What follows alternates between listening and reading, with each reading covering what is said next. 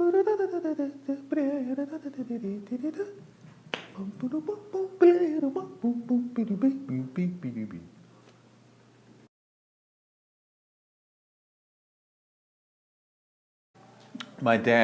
father was responsible for this project from beginning to end. He recorded an album of spirituals called Deep River, and on the Riverside label, now defunct, in June of 1957.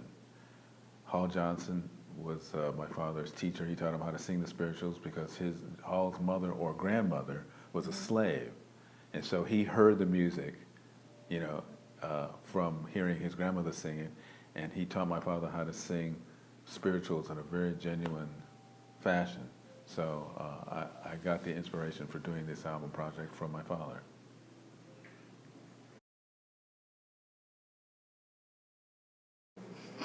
How did I prepare them?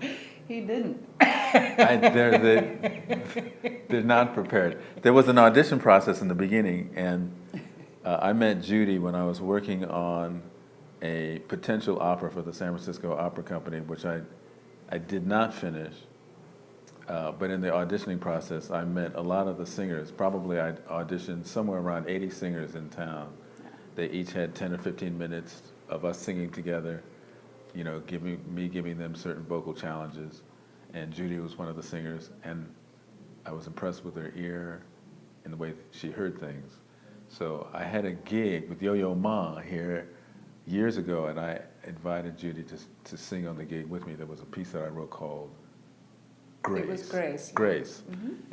And Judi sang one of the parts, and then that was sort of her audition process for Voicestra, because once I reformed that group, I included Judi in the ensemble. No rehearsal. Just a pink slip, actually. Right. I got a pink slip in my mailbox at work asking if I could do the tour, and that's how that went. Yeah. I said yes. Right, and we meet at soundcheck because everybody lives in different places in the country, so the only time we ever get together is the night of the first gig at the soundcheck. We don't have any kind of rehearsals because it's all improvised.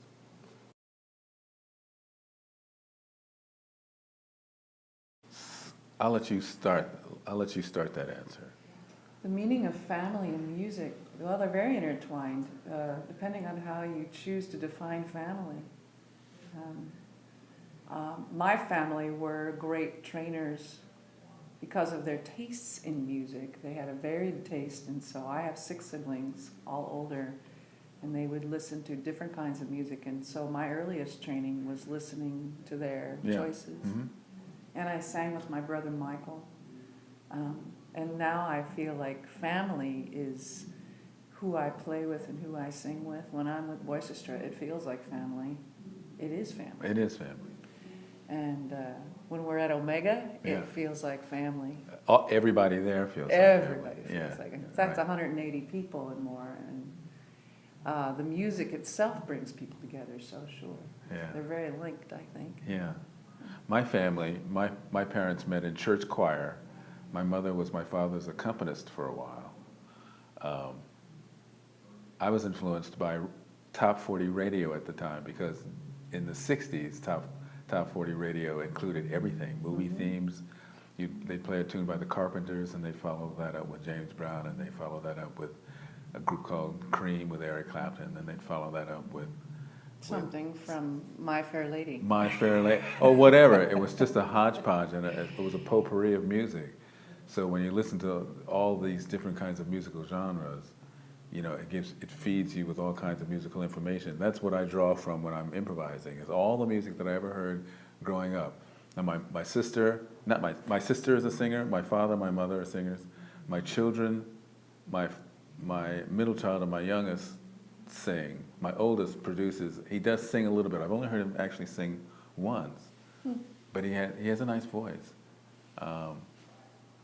My children and I have sung together a few times informally when I'm in concerts, and they're all there. I always invite them up to the stage to sing with me.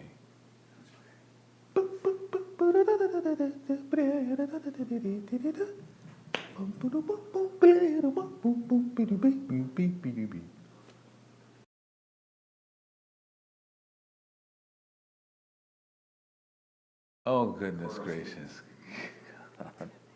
Rural little town. Rural little town, what would I do? What a question. Um, well, I bet you never got that. I've never had a question like that in it. So this is a rural high school? Yeah, rural high school. What would I Farm do? kids. Now, this is when my daughter should be here, because she absolutely adored her choir director in high school. She would know right away what I should do as a choral director. I'm not really sure. I'd have to think about that. What would you do? Well, I can give you the answer. You could do a circle song and you'd have them right away. Well, what an obvious answer. And it was too simple. It was too simple. That's probably what I would do. When yeah. we do outreach for young students or Grammys in the schools, that sort of thing, Yeah, they love circle songs, whether they've ever heard of it before or Right. not. And most of the time, they had not heard.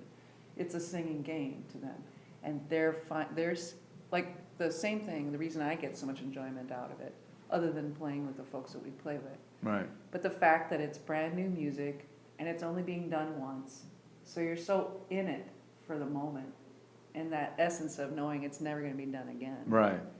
And I use it for outreach all the time. Start up a circle song with youngsters, Right.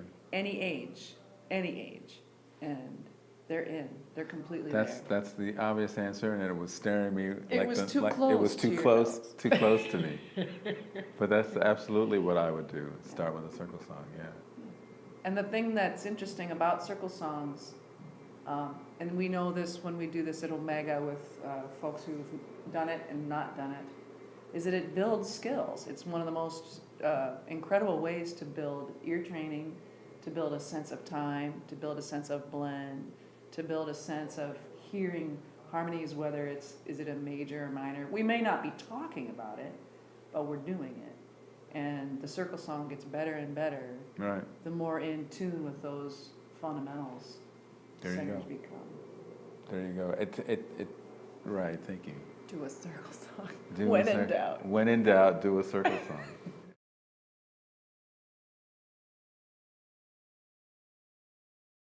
When I was living here, I was working with the St. Paul Chamber Orchestra in St. Paul, Minnesota, and the choir directors would prepare the chorus, and so I would come into the rehearsal and listen to them under the direction of their choral director for a while, and then I would just stop and make some adjustments, some minor little things, little tweakings here and there that I wanted them to hear or pay attention to, things that I would point out that I would want them to think about. I would have a small chamber size group, members of the choir to come to the orchestra rehearsal, to stand and face the orchestra and sing to them, because lots of times the singers would answer the questions that the orchestral players had just by singing a phrase in a certain way. And then I might do some ear training exercises of some kind, or something that was very, very challenging to them. I like playing games, so I would probably introduce a few games for the choir to play just to loosen them up. Things like that.